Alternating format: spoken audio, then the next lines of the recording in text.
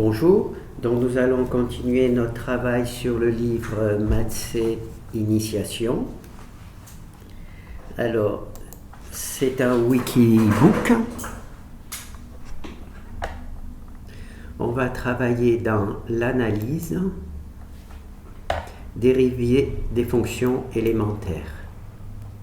Donc cette fois-ci, on va s'attaquer à arc-sinus.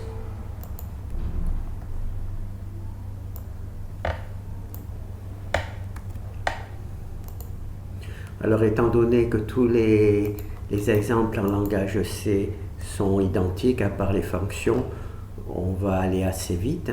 Donc on a arc-sinus en langage C. Hop, hop, hop.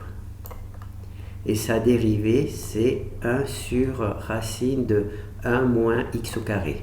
1 moins x au carré. Voilà.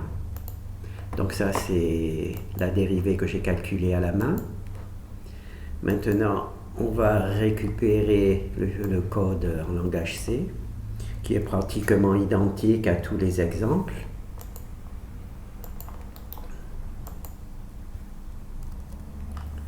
Alors là, il s'appelle Fn, donc il faut le changer de nom.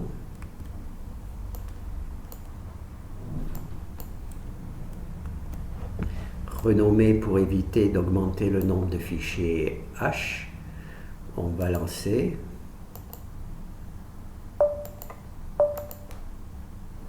Donc là, on a arc-sinus. Donc là, c'est la dérivée de arc-sinus. Et on voit que quand on calcule à partir de l'équation, ou si on calcule à partir de la fonction qui calcule la dérivée, on obtient au moins 6 chiffres après la virgule identiques.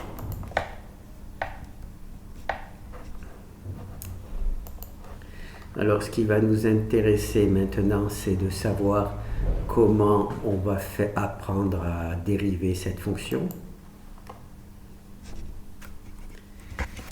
Alors, ce que l'on veut dériver, c'est arc-sinus. Arc-sinus, je crois que ça s'écrit comme ça. Comment ça s'écrit? Ah, arc-sin, d'accord. C'est l'inverse. Oula. C'est l'inverse. C'est juste arc-sinus. Arc-sinus, très bien, de x. Et on va dire que c'est égal à y. Donc ce que l'on veut, c'est naturellement calculer la dérivée de arc-sinus, donc la dérivée de y. D'accord? Alors pour faire ça, ce que l'on va introduire, c'est on n'est pas capable de faire quoi que ce soit, puisqu'on ne sait même pas à quoi c'est égal cette valeur-là. Donc on va mettre sinus de arc-sinus. J'ai pas l'habitude de arc-sinus comme ça, je sais pas si égale sinus de y. On veut calculer la dérivée de truc, toujours. Alors sinus de arc-sinus de x, ça fait x, puisque les deux fonctions s'annulent. Dérivée de x. Et la dérivée de sinus de y, c'est cosinus de y. D'accord? Non. Là, j'ai truc, donc il faut que je conserve encore ce sinus de y. Il ne faut pas que je dérive tout de suite, puisque là, je n'ai pas dérivé, j'ai juste annulé le fait d'appeler la fonction sinus, puis arc-sinus après, on obtient x. Voilà. Donc maintenant, on va dériver. Donc dérivée de x, c'est 1. Et dérivée de sinus de y, c'est cosinus de y, en se rappelant que y, ce n'est pas une variable, mais une fonction. Donc il faut introduire la dérivée de la fonction y. D'accord? Alors, bon, ben, qu'est-ce qu'on va faire maintenant? Je ne sais pas trop bien. Qu'est-ce qu'on peut faire?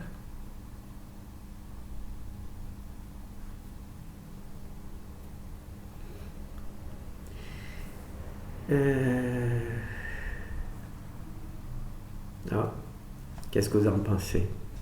Alors, ici, je veux dériver, mais je vais supprimer le petit truc, ou je vais le réécrire. Ici, on a écrit que y est égal à arc sinus de x. D'accord? Bon, ben, ce que je vais tenter de faire, c'est de remplacer là la valeur de y par arc sinus de x.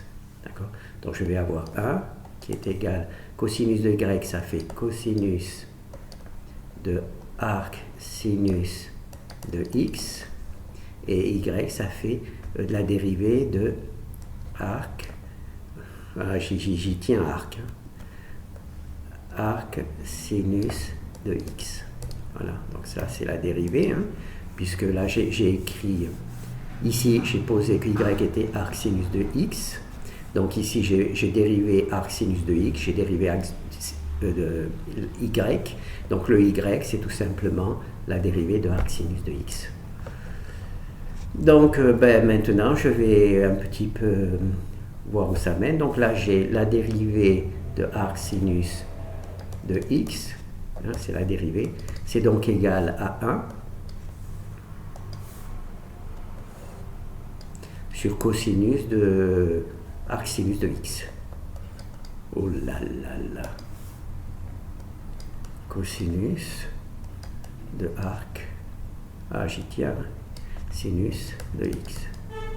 Voilà, et bien on a notre dérivée. Alors, est-ce que je peux rajouter une feuille? Je ne sais pas comment on fait. Coller, toco, comme je le fais jamais. J'ai peur de rajouter une feuille et que ça efface celle-là. Bon, ben c'est pas grave. Je vais passer un peu plus bas. Alors ici, j'ai cosinus de arc sinus de x. Donc je vais dire qu'ici, c'est une nouvelle feuille. Alors j'ai cosinus de arc sinus, j'y tiens mon arc, arc sinus de x, voilà. Donc là j'ai cosinus de arc sinus de x, d'accord?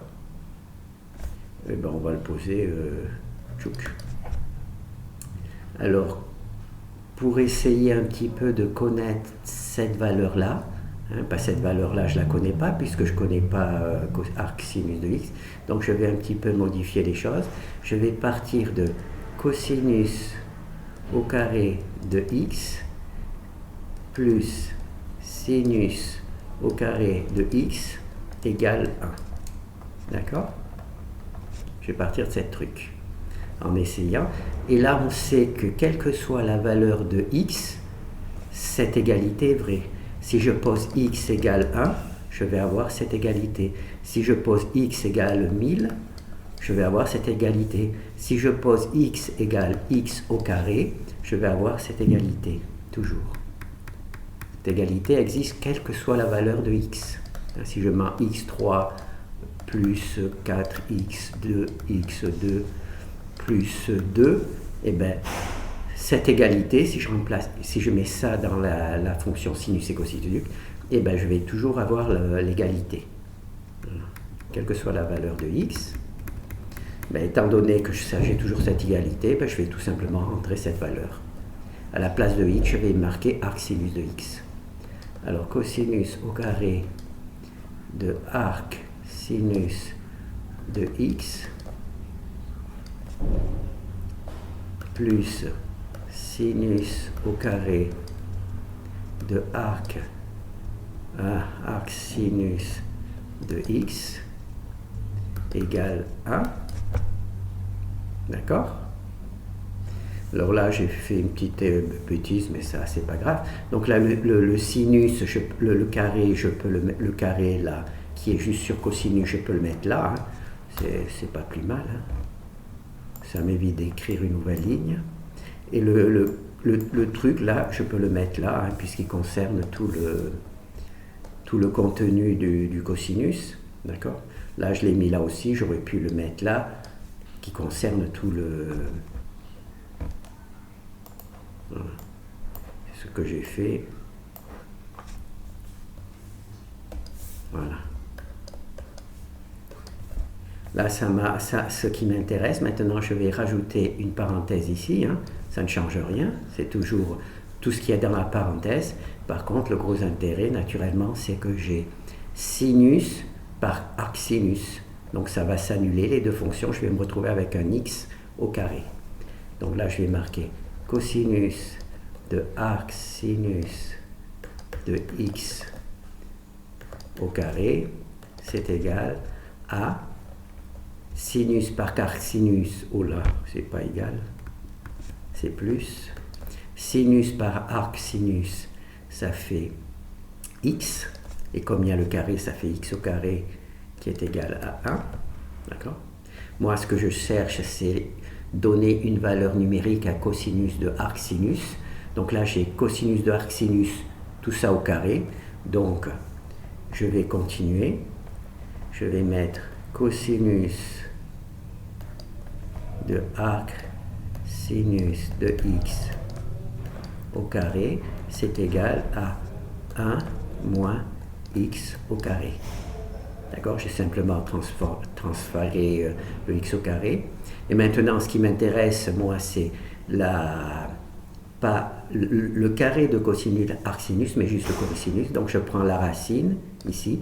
Donc, je prends la racine ici aussi. Et donc, ici, je me retrouve avec cosinus de arcsinus de x, sans le carré, sans la racine, puisque ça s'annule, égale la racine de 1 moins x au carré. D'accord? Et donc là, cette valeur-là, je vais en faire une copie, si j'y arrive. Je la ramène dans la première page. Je vais la ramener dans la première page, je vais la mettre, en bas. Voilà. Donc là, on a cosinus de arcsinus, on lui a trouvé une valeur. Donc on va marquer une valeur numérique, algébrique. Arc, ça va pas ça. Arcsinus de x, la dérivée de arcsinus de x, c'est donc égal à 1 sur, cosinus de arcsinus de x, on vient de voir que cosinus de arc de x, c'est égal à racine de 1 sur 1. Oh là là là là. Ça fait racine de 1 moins x au carré. D'accord? Racine de 1. Alors, pour avoir la racine, pour avoir ce petit truc, nous, ce que l'on cherchait, c'est un petit peu une valeur algébrique pour ce truc. On va partir d'une connaissance ancienne. Cosinus au carré plus sinus au carré, c'est égal à 1. On sait que quelles que soient les valeurs de x que l'on donne, cette égalité sera toujours exacte. On peut mettre un polynôme, on peut mettre des fonctions trigonométriques, on peut mettre des exponentielles, on peut mettre des logarithmes, on peut mettre n'importe quelle valeur à la place de x, à condition qu'on les mette identiques au cosinus et au sinus, on conservera cette égalité. Et comme nous, ce qui nous intéresse, c'est cosinus de arcsinus de x, on va tout simplement remplacer x par arcsinus de x. Et on va faire notre égalité. On va tout simplement travailler dessus. Et à un moment, on se trouve qu'il y a d'un côté sinus, la fonction sinus et la fonction arcsinus. Donc elles se neutralisent. Comme elles se neutralisent, on va se retrouver avec un x au carré tout seul. Donc, nous, ce que l'on cherche, ce n'est pas le carré de arcsinus, mais ce que l'on cherche, ce n'est pas le carré de cosinus arcsinus, mais c'est juste cosinus arcsinus. Cosinus arcsinus. Donc, on en prend tout simplement la racine, hein, et naturellement, on prend la racine de l'autre côté aussi. Et ça nous permet d'avoir la valeur là, qui est ce que l'on cherche ici. Voilà. Donc on a notre valeur. Et donc ça c'est la page de travail, la page de brouillon. Et donc on peut remplacer. Ça je l'enlève, hein, ça c'était juste pour le recopier. Et donc on a bien que on est arrivé par ici à arc sinus C1 sur cosinus de arc sinus, et on a vu que cosinus de arc sinus c'est égal à racine de 1 moins x. Alors, ce que l'on cherche, nous, c'était la dérivée de arc sinus, disons, d'accord? On cherche la dérivée de arc sinus, donc on pose que arc sinus est égal à y. Ensuite, on calcule naturellement la dérivée. Hein? Donc, la dérivée de... Non, on ne calcule pas directement la dérivée, pardon. Ce que l'on veut calculer, c'est la dérivée de arc sinus y. D'accord? Donc, pour un peu simplifier le travail, on va introduire la fonction sinus. Donc, sinus par arc sinus. Et donc, si on l'introduit à gauche, il faut l'introduire aussi à droite. Donc, sinus par arc sinus, ça nous donne sinus de y, puisque de ce côté, il y avait y. Et sinus de arc sinus de x, ça nous donne x, puisque tout simplement, les deux fonctions s'annulent. De l'autre côté, on a sinus de y. Là, peut-être, j'aurais pas dû mettre les trucs. Là, c'est juste le truc algébrique. Donc, une fois qu'on a cette partie-là, bon, ben, on se lance dans la dérivée. Donc, on va dériver. La dérivée de x, c'est 1. La dérivée de sinus de y, c'est cosinus de y. Mais y, ce n'est pas une variable, c'est une fonction. Donc, on sait que quand on dérive une fonction, quand la variable est une fonction, et bien, il faut prendre aussi la dérivée de la fonction. Donc, voilà. Ensuite, bon, ben, on sait que y, c'est arc sinus. Hein? On a ici, y, c'est arc sinus. Donc, on remplace tout simplement y par arc sinus. Donc, on rentre arc sinus ici, c'est le cosinus, et la dérivée de arc sinus. Donc là, comme nous on cherche arc sinus, on l'isole, on le met sur la gauche, et tout le reste qui n'appartient pas à arc sinus, on le met sur la droite, et ça nous donne ça. Donc là, on ne sait pas bien à quoi ça représente, ça. Donc on va chercher une valeur algébrique de cette égalité, enfin de cette équation, et on a vu qu'un peu plus bas, on est arrivé à ce que cette valeur-là, c'est égal à racine de 1 moins x au carré. D'accord? Et une fois qu'on a fait ça, eh ben, on a trouvé notre valeur, la valeur de arc sinus de x, qui est égale à cette valeur-là. Il faudrait rajouter, maintenant, il faut que 1 moins x au carré soit différent de 0. D'accord? C'est la chose, il faut que ce soit différent de 0, parce que sinon, eh ben, on va faire 1 sur 0, ça ne va pas. Sinon, on va avoir 1 divisé par 0, donc ça ne va pas. Il faut que 1 moins x au carré soit supérieur soit positif. Il faut donc 1 moins x au carré soit supérieur à 0. Sinon, on a une racine négative et on va se retrouver avec des complexes. D'accord? Donc, voilà. Donc ça, il faut juste le rajouter, et puis après, et on peut faire éventuellement, voilà, supérieur à 0, et si je mets, il faut qu'il soit supérieur à 0, ça veut dire qu'il soit différent de 0. Bon, c'est bon. Donc on peut, bon, je vais quand même le laisser au cas où il y a un doute. Voilà, il faut que 1 plus x au carré soit positif, supérieur à 0. Donc s'il est supérieur à 0, il doit être différent de 0, mais enfin je préfère laisser les deux. Voilà, là on a à peu près trouvé la solution. Alors je vais juste récupérer cette solution pour voir si on a la même. Ça serait embêtant si c'était pas la même.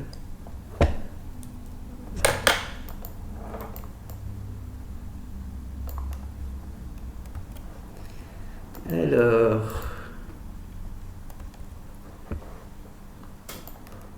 Voilà. Oh, oh. Z.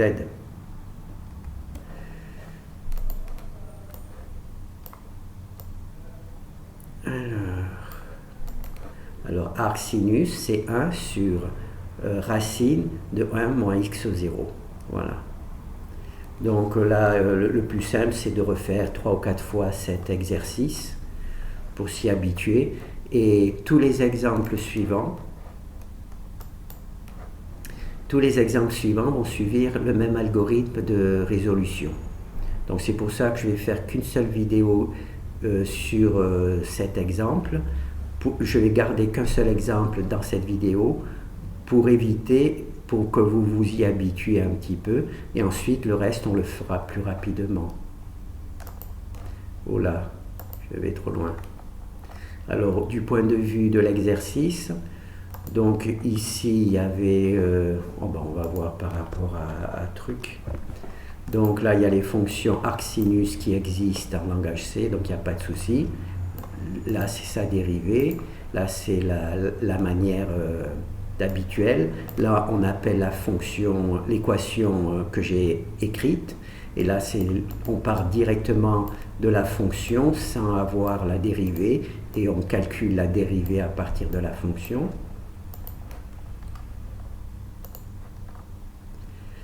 Hop là. Alors ici vous avez le résultat numérique, et là vous avez le calcul de la dérivée, d'accord?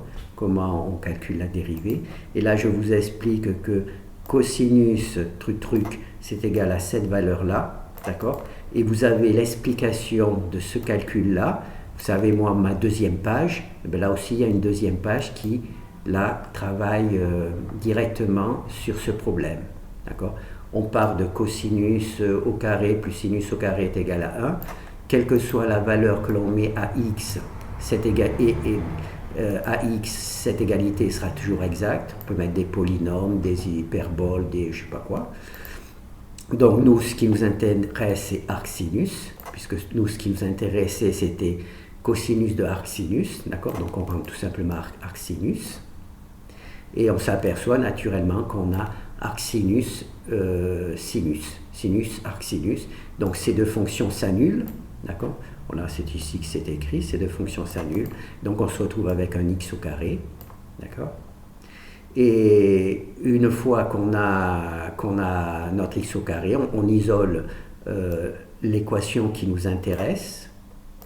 On isole l'équation qui nous intéresse. Et là, on prend la racine, comme on a un carré à droite et un carré à gauche, et bien on prend la racine du carré à droite et de la valeur à gauche, et on obtient la valeur que l'on souhaite récupérer. Voilà. Donc je préfère faire une seule équation, parce que comme elle est un petit peu délicate, vous la regardez plusieurs fois, et ensuite on essaiera, si on est courageux, de toutes les faire sur une seule vidéo. Donc je ne répéterai pas le gros que j'ai fait maintenant dans cette vidéo. J'essaierai juste de faire comme si vous saviez de quoi je parle. D'accord? Bon, ben merci.